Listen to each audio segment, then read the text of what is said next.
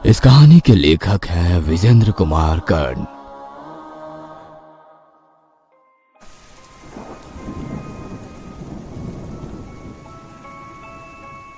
Mental ward के बिस्तर पर चीखती नताशा को देखकर सूर्यकांत की आंखों से आंसू लगातार निकल रहे थे, लेकिन वो चाहकर भी उसके दर्द को कम नहीं कर पा रहा था। इतनी सुंदर सी दिखने वाली नताशा हड्डियों का ढांचा बनकर रह गई थी। डॉक्टरों ने नताशा को शॉक थेरेपी देने की पूरी तैयारी कर ली थी। उसके सिर के दोनों साइड में शॉक देने के लिए इलेक्ट्रोड लगा दिए गए थे। वह छटपटा रही थी और खुद को छुड़ाने की कोशिश कर रही थी। उसके बाद उसके मस्तिष्क में करंट दिया गया। नताशा जोर से चीखती है।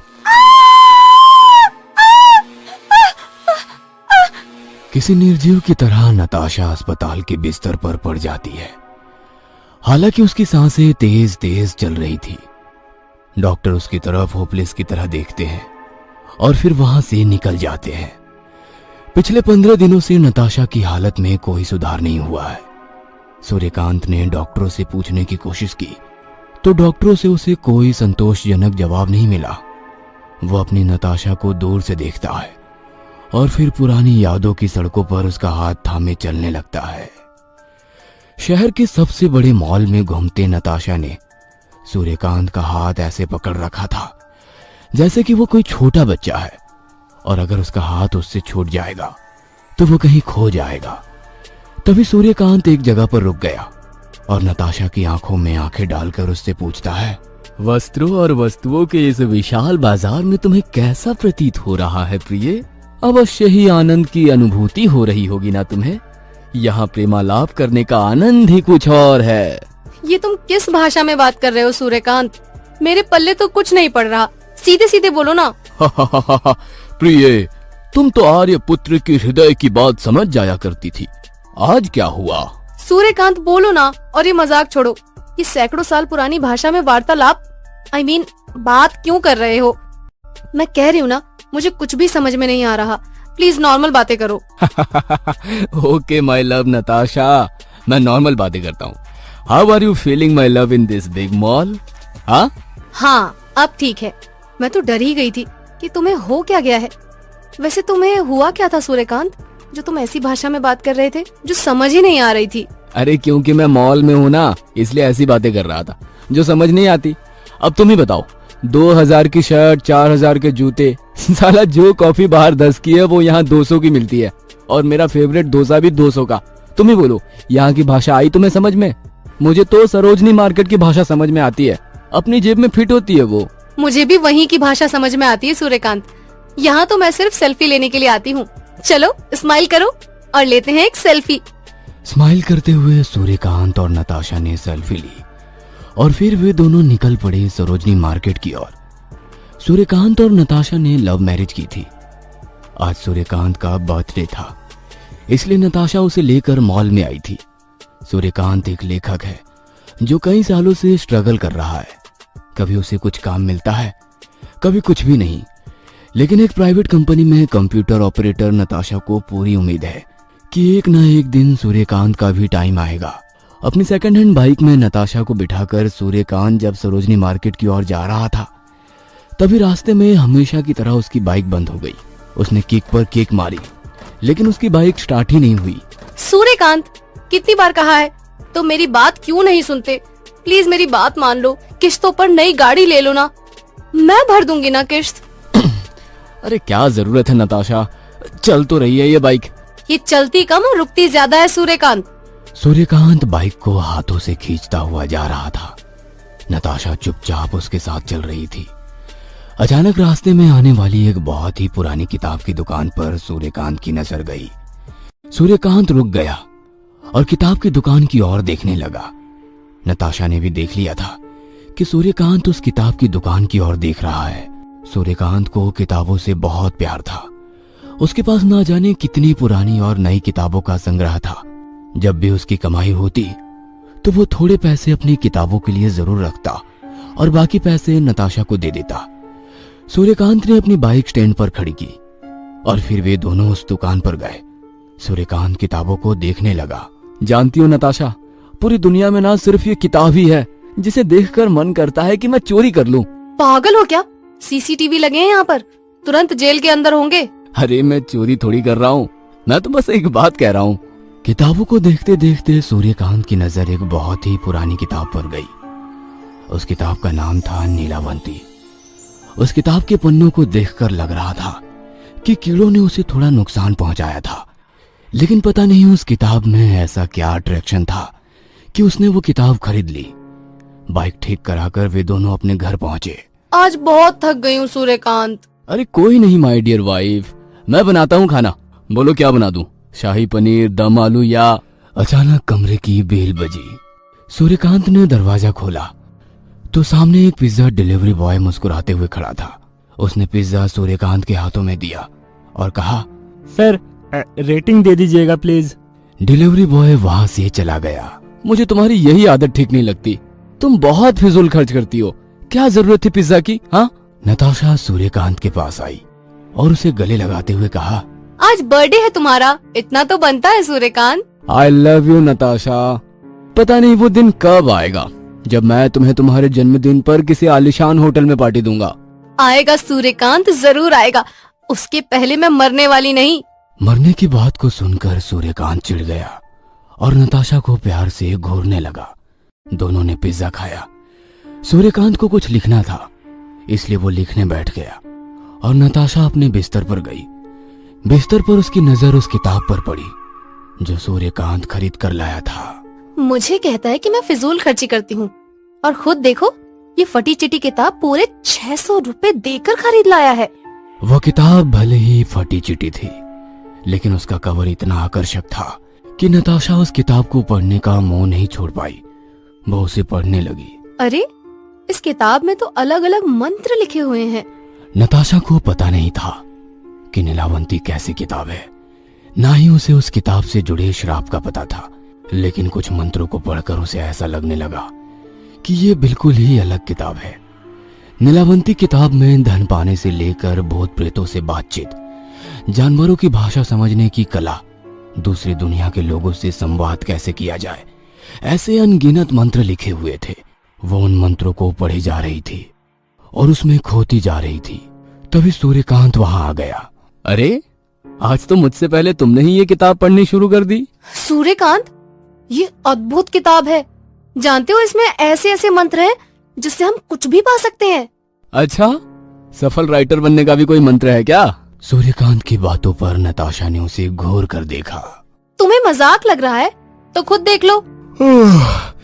नताशा, मुझे तो जोरों की नींद आ रही है, कल सुबह देखूंगा। और हाँ, कल तुझे ऑफिस नहीं जाना क्या? चल तू भी सो जा। आधी रात का समय था। नताशा अपने बिस्तर से उठती है और जोर जोर से हंसने लगती है। उसके हंसी की आवाज से सूर्यकांत की नींद खुल जाती है। क्या हुआ नताशा? क्या हुआ तुझे? तू इस तरह क्यों हंस रही है? नताशा उसकी बातों का कोई जवाब नहीं देती, सिर्फ उसकी ओर घूर घूर कर देखती है। नताशा, क्या हुआ तुझे? अरे तेरी तबीयत तो ठीक है ना? नताशा अब भी उसकी बातों का कोई जवाब नहीं देती और वो शीशे के सामने जाती है। उसके बाद अपने बालों से रबर बैंड खोलकर फेंक देती है। फिर अपने दोनों हाथों से अपने खुले बालों को जोर जोर से खींचने लगती है। वो इतने जोर से बालों को खींचती है कि बालों का बड़ा सा गुच्छा उसके हाथों में आ जाता है। ये तुम क्या कर रही हो नताशा? तुम पागल तो नहीं हो गई हो?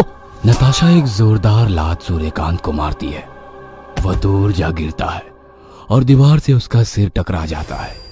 खून की धार बहने लगती है। वह अपने हाथों से खून को रोकने की कोशिश करता है, लेकिन खून की धार इतनी तेज थी कि वो नहीं रुकती है। उसका सिर चकराने लगता है और वो बेहोश हो जाता है। नताशा अब भी अपने बालों को खींच रही थी और अब तो वो अपने बालों को इतने जोर से खींच रही थी कि बालों के साथ सिर का मांस भी बाहर आ रहा था, लेकिन वह दर्द की परवाह किए बिना अपने बालों को खींचती ही जा रही थी। कुछ देर बाद सूर्यकांत को होश आया तो उसने देखा कि नताशा बेहोश लेटी हुई है और उसका सिर खून से भरा हुआ है। वो उसे लेकर अस्पताल जाता है। डॉक्टर उसे एडमिट कर लेते हैं। स्लाइन की बोतल उसे लगा दी जाती है। सूर्यकांत उसके बगल में बैठा स्लाइन की बोतल से बूंद बूंद गिरते हुए दवा की बूंदों को देख रहा था। उसे देखते देखते उसे कब झपकी आ गई उसे पता नहीं चला।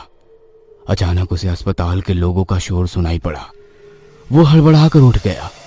उसने देखा कि नताशा ने खुद से ही स्लाइन की पाइप अपने हाथ से निकाल ली है, जिससे लगातार खून निकल रहा है। नर्स उसे पकड़ने की कोशिश करती है तो वो उनके बाल पकड़कर उसे मारने लगती है। थोड़ी देर बाद उसने अस्पताल की दीवार से अपना सिर जोर जोर से मारना शुरू कर दिया। सूर्यकांत ने जब उसे पकड़ने की कोशिश की तो उसने उसे फिर से जोर से लात मारी। डॉक्टर ने एक इंजेक्शन देकर उस पर किसी तरह काबू किया, लेकिन जब डॉक्टरों ने ये कहा कि नताशा को मेंटल वार्ड में शिफ्ट करना होगा तो वो शॉक्ड रह गया। उसे समझ नहीं आ रहा था कि अचानक से ऐसा क्या हो गया जो नताशा ने ऐसी हरकतें करनी शुरू कर दी। सूर्यकांत अपने जीवन में इतना परेशान कभी नहीं रहा था। उसने कितने सारे फेलियर झेले थे, लोगों ने उसका कितना मजाक उड़ाया था, लेकिन नताशा उसके साथ थी तो उसे लगता था कि वो दुनिया का सबसे अमीर और सक्सेसफुल आदमी है। सूर्यकांत को इन दिनों अब नींद भी नहीं आती थी। वो रात रात भर उल्लू की तरह जागता रहता और नताशा के बारे में सोचा करता था। पिछले कई दिनों से ना तो उसने कुछ पढ़ा था और ना ही एक शब्द लिखा था। आज भी वो बिस्तर पर लेटा नताशा के बारे में ही सोच रहा था। अचानक उसकी नजर उस किताब पर गई जो उस दिन उसने अपने बर्थडे पर खरीदी थी। इन दिनों उसके जीवन में इतनी हलचल मची थी कि उसे उस किताब का ध्यान ही नहीं रहा। लेकिन उस रात नीलावंती पर नजर पड़ते ही सूर्यकांत को नताशा की वो बात याद आई जो उसने उस दिन कहा था। सूर्यकांत, ये अद्भुत किताब है। जानते हो इसमें ऐसे मंत्र हैं जिससे हम कुछ भी पा सकते हैं। सूर्यकांत किताब पढ़ना शुरू कर देता है।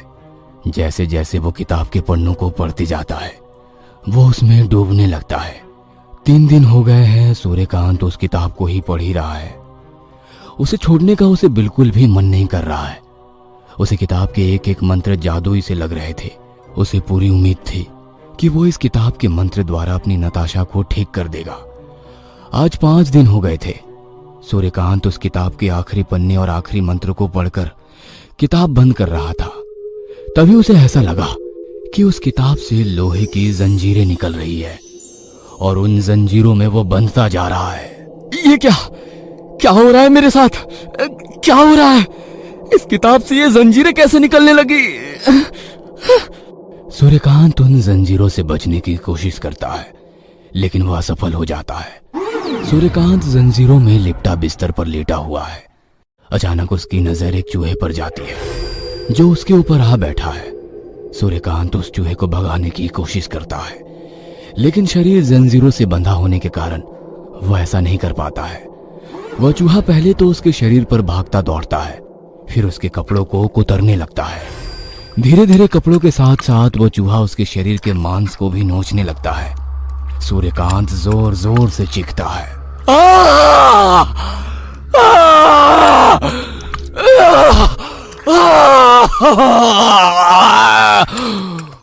चूहे के नुकीले दांत उसके शरीर के मांस को खा रहे थे और वो चीख रहा था। फिर एक एक कर कई सारे चूहे वहां पर जमा हो गए और उन सब ने सूर्यकांत का मांस नोचना शुरू कर दिया। पूरा बिस्तर खून से भर गया। सूर्यकांत दर्द को बर्दाश्त कर रहा था, लेकिन कब तक वो बर्दाश्त करता? वो बेहोश हो गया। रात के 12:30 बज रहे थे। बाहर कुत्ते के भौंकने की आवाज लगातार आ रही थी। अचानक सूर्यकांत की बेहोशी टूटी, लेकिन वो तो बिल्कुल ठीक था।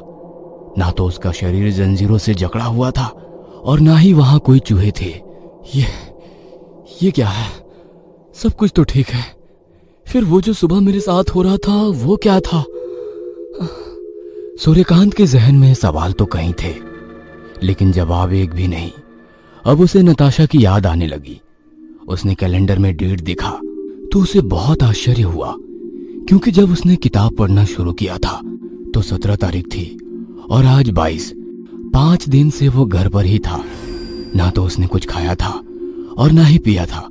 वो नताशा से मिलने हॉस्पिटल भी नहीं गया था। मुझे नताशा से मिलने जाना होगा। आज 5 दिन हो गए। मैं उस नीलावंती किताब में इतना खो गया कि मुझे कुछ पता ही नहीं चला। वैसे मेरे पास अब वो मंत्र है जिससे मैं अपनी नताशा को ठीक कर दूंगा। सूर्यकांत रात में ही अस्पताल जाने की तैयारी करने लगा, लेकिन जब वो अपने घर के दरवाजे पर ताला लगा रहा था तो पता नहीं उसे क्या हो गया।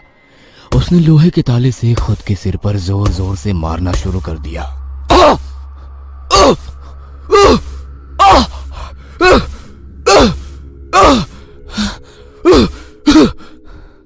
उसके सिर से खून लगातार बह रहा था, लेकिन वह उसकी परवाह किए बिना उस लोहे से अपनी सिर पर वार करता रहा। खून से लथपथ सूर्यकांत पागल सा हो गया था। फिर वो अपनी सोसाइटी की छत की ओर जाने लगा। खून की बूंदें जमीन पर गिरती जा रही थी।